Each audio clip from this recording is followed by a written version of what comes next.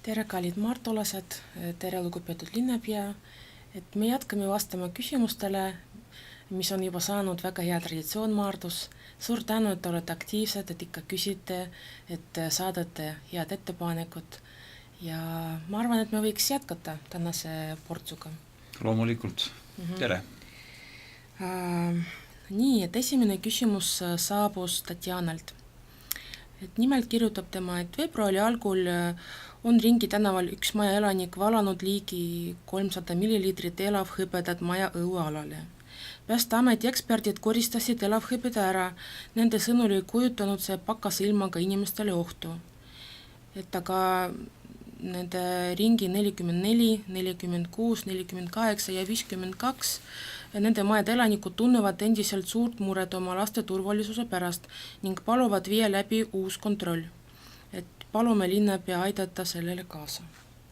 No tegelikult see mure on täitsa õigustatud, kuid peale meie telefonikõne siis Häirekeskusesse meil kinnitati, et ohtu enam ei ole, aga kui maja elanikel on ikkagi kahtlus, et seda tuleb veel kontrolli teha, siis ma pakuks, et nad helistaksid telefoninumbrile 112, kus kindlasti neil vastatakse täpselt ja korrektselt, mida sellel juhul tuleb teha või mida üldse ei tule teha. Et seda kontrolli ei tee oma valitsus, vaid teevad omale eksperdid. Päästeamet. Seda teeb Päästeamet. 112 on see telefon, et palun võtke ühendust kindlasti ja sealt võetakse teiega ühendust. Nii, et järgmine küsimus käib siis traumapunkti kohta. Alla küsib, elan Maardus juba 29 aastat, selle aega on linn väga muutunud, tänavad on puhtad, linnas palju kauneid purskkaevu, korraldatakse toredaid rahvaüritusi ja lastakse elutulestikku, paraku tervishoiuteenuste kvaliteet ja kättesaadavus on endiselt madal. Juhul kui vajame erakorralist arstiabi, peame sõitma Tallinna. Meie linnas peab ikkagi töötama ööpäeva ringne traumapunkt, mis pakub mardulastele esmaabi kriisi olukordades. Hea küsimus, kuid ma toonitan, et omavalitsus ülesanded on natukene teised kui osutada terviseteenust, mis on riigi ülesanne. Samas, vaatamata sellele, linn aitab ka Kallavere haiglat ja eraldab tervishoiu teenuseks iga aasta natukene üle 50 000 euro. Ja osa sellest läheb ka ikkagi selle teema peale, millest austatud küsija siis esitab meil küsimust. Päevane selline teenus on olemas kella 8-4, kus saab, ütleme, esmaabi ja kui kohalik siis olemasolev õde ei saa sellega hakkama, selle patsiendiga, siis ta kas kutsub varsti välja või kutsub siis kiirabi välja. Aga ööpäevaringset sellist teenust linnal lihtsalt ei jätku oma vahendit seda osutada. See on ikkagi riigi ülesanne. Kas linn saab midagi teha, et natukene selle nii-öelda riigi struktuuridega arutada seda küsimust? Me oleme pöördunud ka haigekassa poole, nii ministeeriumi poole ja hetkel me midagi muuta ei saa, selline oli vastus. Aga mis meie saame teha, me võtame praegu erasektorilt pakkumised vastu, et rajada Maardus tervisekeskus. Et ma laiemalt praegu selles teemas ei spekuleeriks, aga see teema on käsitlusel ja me töötame selle üle. Liigume aga edasi, et maardulane Juuri küsib, õigemini ta palub koristada ära kivid ja tasandada pinda Liumäel, mis asub Kellamaja pargis kiriku kõrval.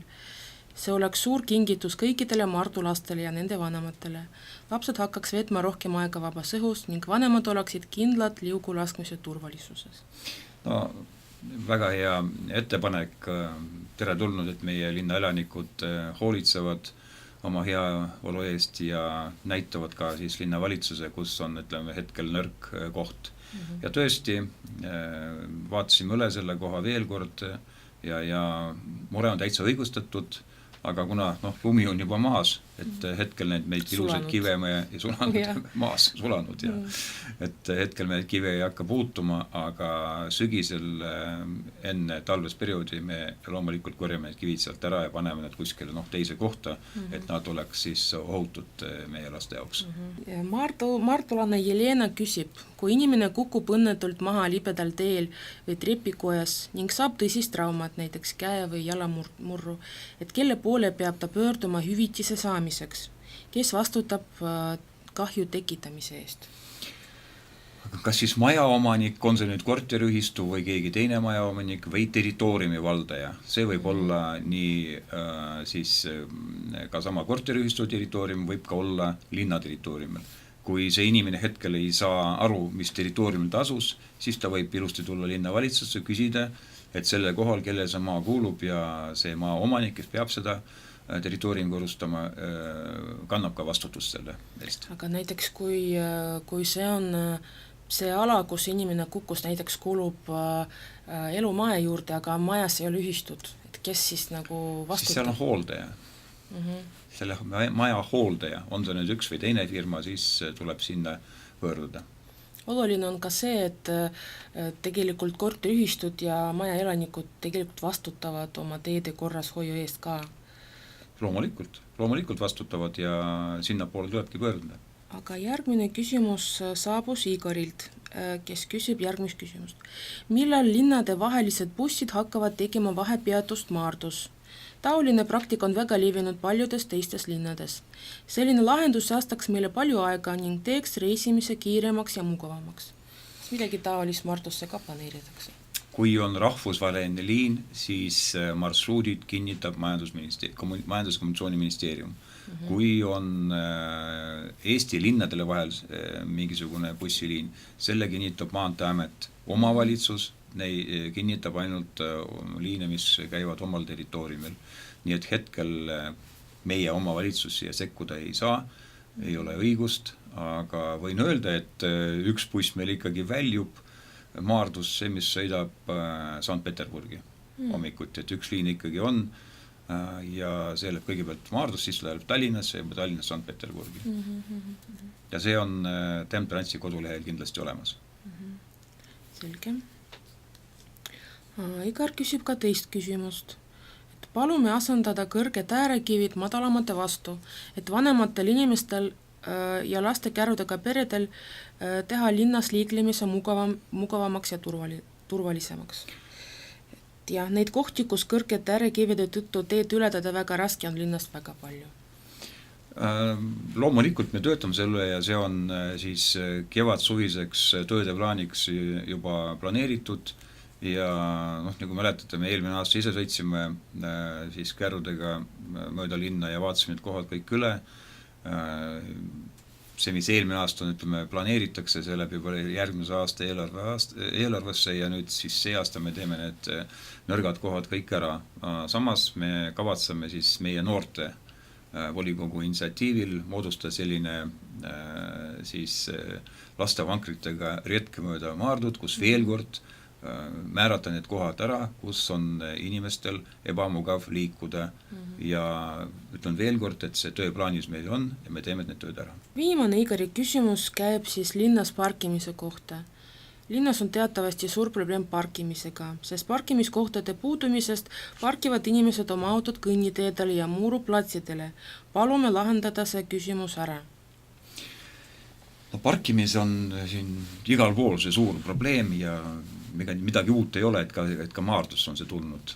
Ja tõesti, parkimiskohtusi on vähe ja inimesed on sunnitud siis panema autod sinna, kuhu Jumal suunab. Meil on inimene, kes tegeleb selle probleemiga ja vahel teeb ka trahve, aga tegelikult nende trahvidega midagi eriti ei muuda, kui juba muidugi lähevad väga nahaalseks oma parkimisega, siis meie inspektor teeb selle trahvi ära, aga tegelikult me ikkagi pöördume inimeste poole ja korteriühistute poole, et kui linnal on mingi võimalus anda ka maatükk selle ühe või teise ühistu parkimisplatsi rajamiseks, siis me seda ka me teeme. ja koos siis korteriühistutega läbi selle programmi, mis linnal on olemas, kus me investeerime koos korteriühistutega kas mänguväljakusse või parkimisplatsile või mis iganes sellisele heale üritusele, siis palun pöörduge meie poole, aga selle jaoks peab olema siis korteriühistu üldkoosoleku nõusolek, selle jaoks peab olema mingi skeem olemas juba ja sellega siis tullakse linnavalitsusse ja tehakse see valdus ära. Nii et sellisel, saab küll, saab esitada meie majandusosakonda kuni 1. aprilli. Kuni 1. aprillini ja üheskoos korteriühistutega me saame selle probleemi vähemalt leevendada. Kõikide nende küsimustega, mis käivad selle taotluse tingimuste kohta, võib leida vastus meie kodulehel. Et see info on seal olemas, palun kindlasti külastage ja saage natuke targimaks, et linn annab raha, et lihtsalt kasutage see võimalus ära. Ja kui me juba räägime majadest, siis järgmine küsimus ja viimane küsimus on tulnud Nataljalt, kes elab Kallasmaa 15 majas. Et tere, meie maja on ehitatud telliskividest juba väga ammu ning väga hästi soojust ei hoia. Eriti suur probleem soojuskaoga on korterites, mis asuvad maja äärdes. Kuigi maksame soojuse eest sama palju nagu teiste korteriomanikud, on meil talvel väga külm. Palume anda nõu, kuidas seda probleemi lahendada. No sarnane juhus nagu eelmise küsimuski, et inimesed moodustage korteriühistut. Koos teil on kergem ennast majandada, koos teil on kergem valida endale siis see firma, kes teenindab teid ja uskuge, et korteriühistutel, kus on hea peremeeslik suhtumine, on kergem neid asju ajada. Ja seda enam, et seaduse järgi 8. aastast 2018 on siis juba korteriühistud kohustuslik ja selle jaoks linn teeb ka tasuta konsultatsioone. Ja esimene selline konsultatsioon toimub siis 30. märtsil, kus tulevad nii olemasolevad korteriühistud võivad tulla ja eriti need, kes alles algatavad seda head tegu. Ma käisin paar päeva tagasi nende naabrite juures Kallasmaa 11, kus inimesed tulid kokku ja moodustavad praegu korteriühistud. Et see on neile heaks ekskujuks ja järgige siis meie reklaami, kus me hakkame teavitama, millal üks või teine koolitus hakkab toimuma nende inimeste eas, kes tahavad endale moodustada korteriühistut. Selge, suur tänu vastuste eest, suur tänu küsimuste eest, et kevad on saabunud ja soovime teile palju soojust, rõõmu igasse päeva ja järgmise korrani. Ilusat kevad algust teile!